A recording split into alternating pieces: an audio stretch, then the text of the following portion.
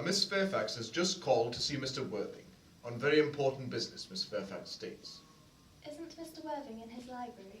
Mr. Worthing went over in the direction of the rectory some time ago. Pray, ask the lady to come out here. Mr. Worthing is sure to be back soon, and you can bring tea. Yes, miss. Miss Fairfax. I suppose one of the many good elderly women that are associated with Uncle Jack in some of his philanthropic work in London.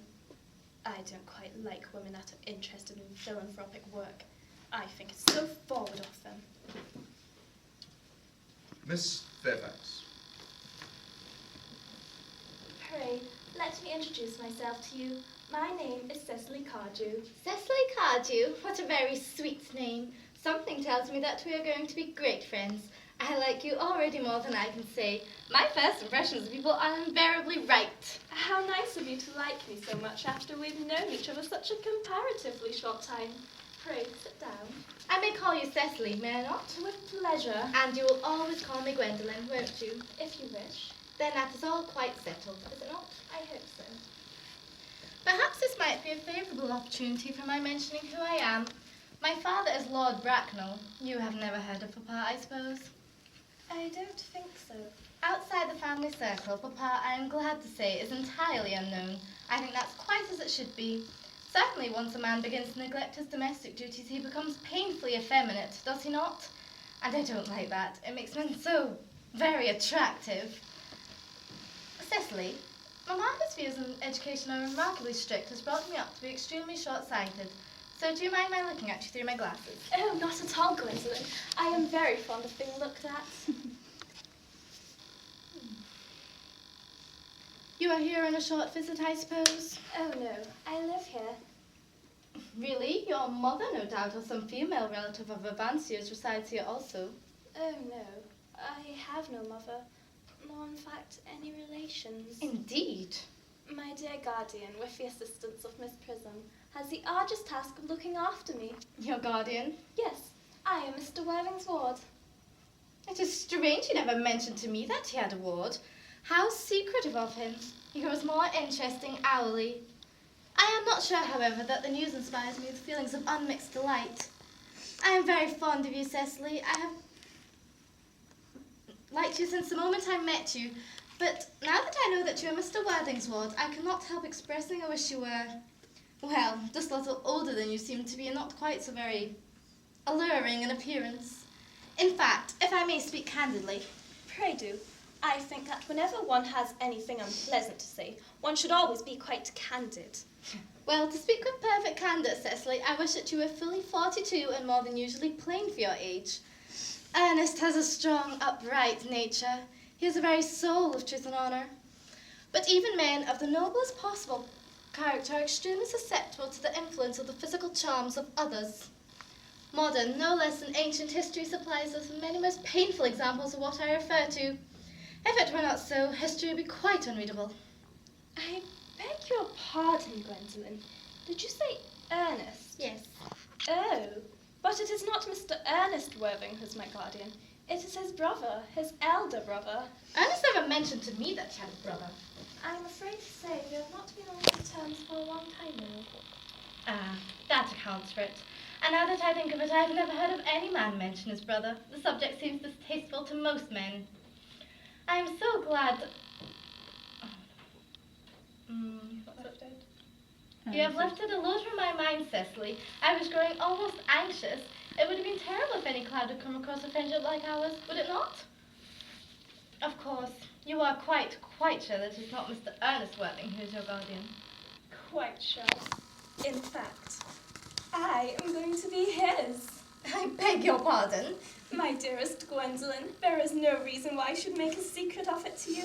Our little county newspaper is sure to chronicle the fact next week.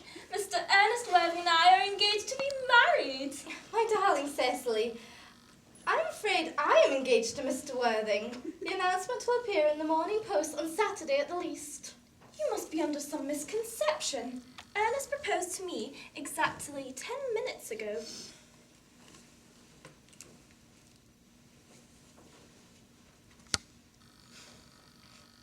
It is very furious, for he asked me to be his wife yesterday afternoon at 5:30. If you would care to verify the incident, pray do. I never travel without my diary. I believe one should always have something sensational to read on the train. I am so sorry, dear Cecily, if it is any disappointment to you, but I am afraid I have the prior claim. It would distress me more than I can tell you, dear Gwendolen, if it caused you any mental or physical anguish. But I feel bound to point out that since Ernest proposed to you, he has clearly changed his mind. If the poor fellow has been entrapped into any foolish promise, I shall consider it my duty to rescue him at once, and with a firm hand. Whatever unfortunate entanglement my dear boy may have got into, I will never reproach him with it after we are married. You allude to me, Miss Cardew, as an entanglement. You are presumptuous. On an occasion of this kind, it becomes more than a moral duty to speak one's mind. It becomes a pleasure. Do you suggest, Miss Fairfax, that I entrapped Ernest into an engagement? How dare you? This is no time for wearing a shallow mask of manners. When I see a spade, I call it a spade. I am glad to say that I have never seen a spade. It is obvious that our social spheres have been widely different. Shall I lay tea here as usual, miss? Yes, as usual. Are there many interesting walks in the vicinity, Miss Cardew? Oh yes, a great many. From the top of one of the hills nearby, one can see 5 counties. 5 counties? I don't think I should like that.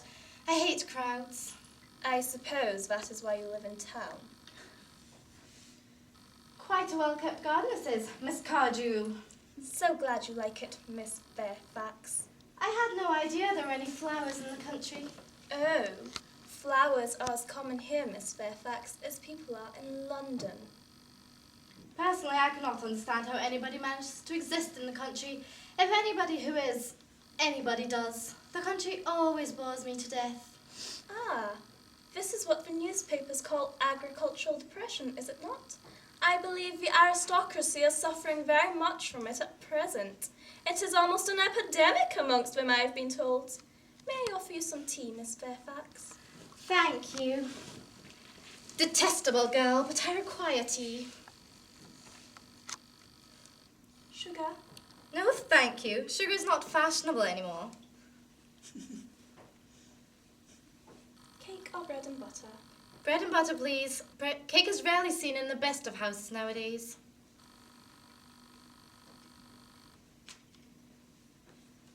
Hand that to Miss Fairfax.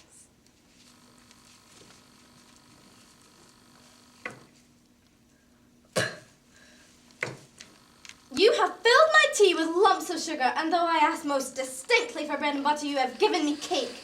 I am known for the gentleness of my disposition and the extraordinary sweetness of my nature.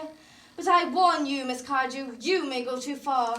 To save my poor, innocent, trusting boy from the machinations of any other woman, there are no lengths to which I would not go. From the moment I saw you, I distrusted you. I felt that you were false and deceitful. I am never deceived in such matters. My first impressions of people are invariably right. It would seem to me, Miss Fairfax, that I am trespassing on your valuable time. No doubt you have many other calls of a similar character to make in the neighbourhood.